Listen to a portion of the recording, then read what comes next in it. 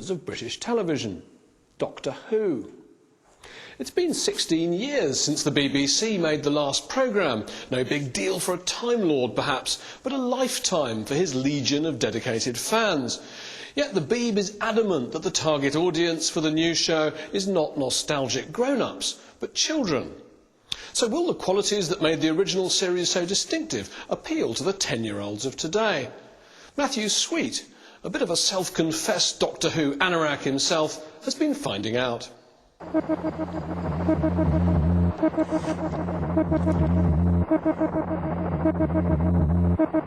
For years now, men like me have been forced to walk in the shadows, to hide our true natures, to lie to our partners about those videos and magazines, to identify each other with secret coded references to the talons of Weng Chiang. So Weng Chiang has brought the Peking homunculus back through time. And all that may be about to change, because on Easter Saturday, Doctor Who is coming back. I'm the Doctor, by the way. What's your name? And that fills people like me with terror as well as pleasure, because a lot has changed in British culture since the TARDIS last vanished from our screens. This isn't me whining about big boys coming and taking Doctor Who away from me. Let them all come. Doctor Who is the most flexible, indestructible TV format ever devised. The leading character has been recast 9 times. Not even the Colbys could have coped with that. But there were some vital ingredients that had to be there for you to know that you were in the presence of Doctor Who. And what I'm not sure about is whether they'll work in 2005. For me, the most vital is the uncanny, the juxtaposition of the cosily familiar and the totally weird. Doctor Who took the everyday world and transformed it into a circus of the uncanny. It made you feel unsafe in your own home and on the street where you lived.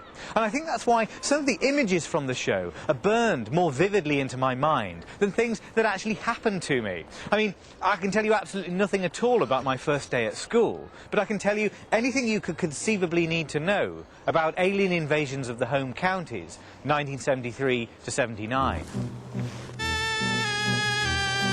Doctor Who's message to children like me was stark.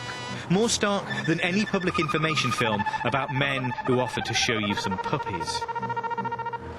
Don't answer the telephone.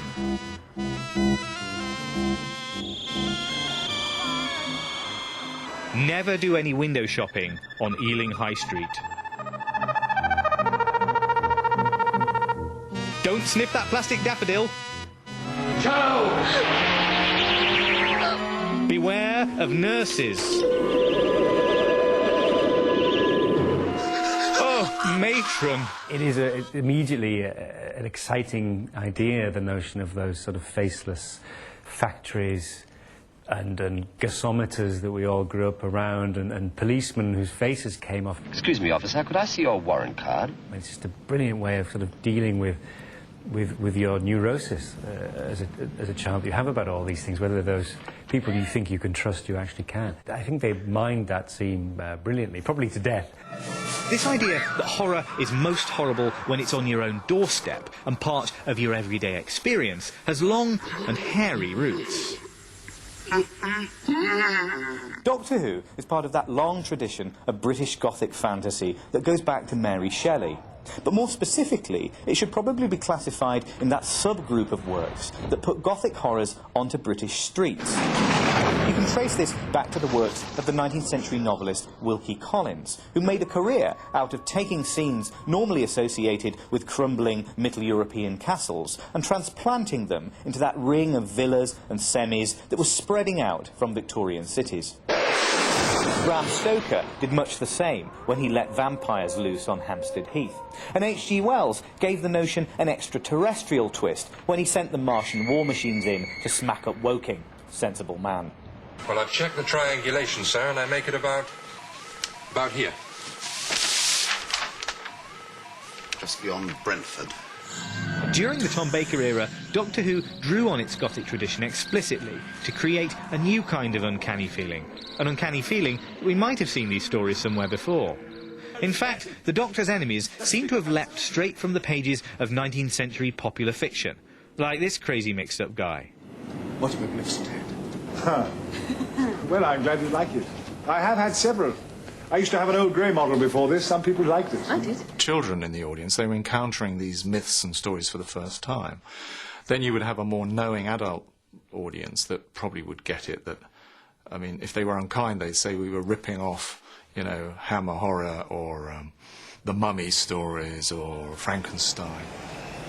The door? Somebody ring?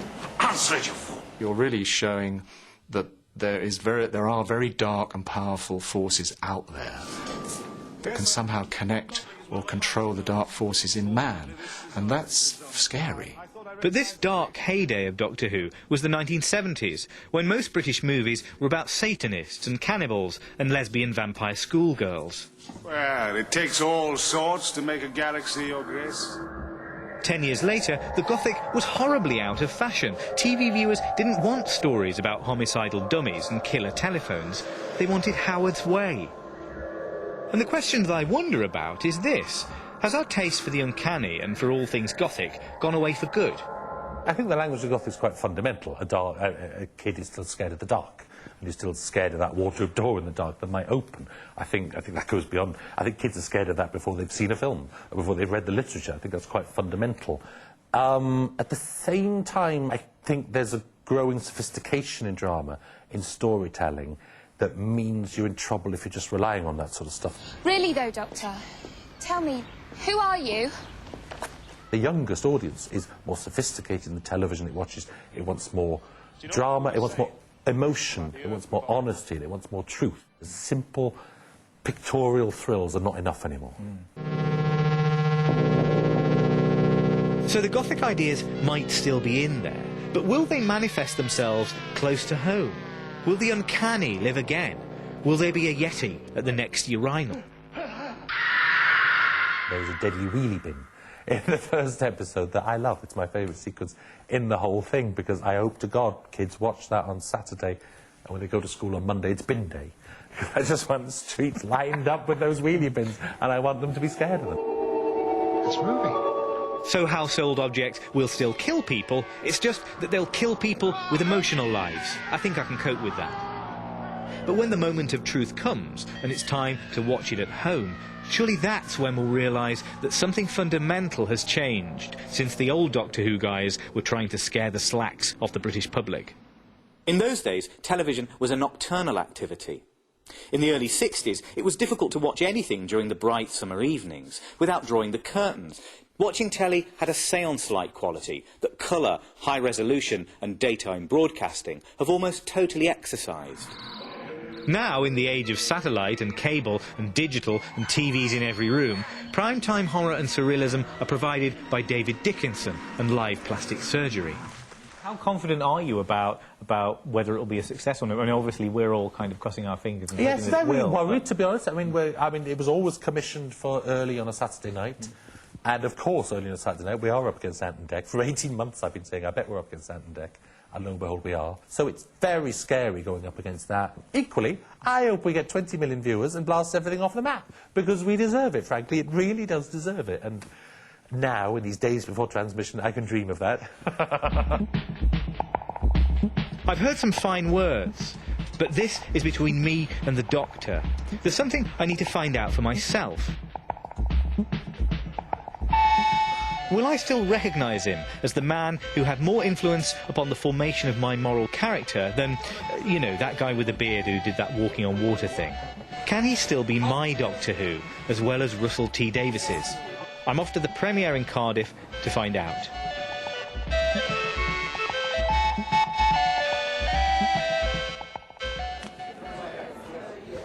Well, it's got an amazing velocity to it. It's incredibly fast. It's almost like watching the edited highlights of an old Doctor Who story. It's amazingly spectacular, and he's terrific.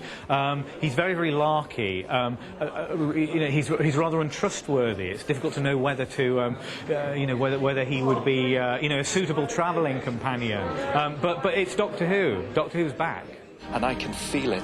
We're falling through space, you and me. And uncannily, it's cool. How did that happen? Can we come out of the closet about being Doctor Who fans, do you think? You should never have been in there. Frankly, it's like, come out. And the new series of Doctor Who starts on BBC One at 7 o'clock on Saturday the 26th of March. Probably best to reserve your place behind the sofa now.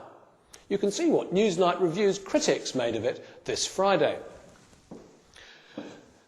Now, when I was growing up in London, there was a sign outside my local tube station saying, "Bill Stickers will be prosecuted." And underneath it, some wag had scrawled, "Bill Stickers is innocent."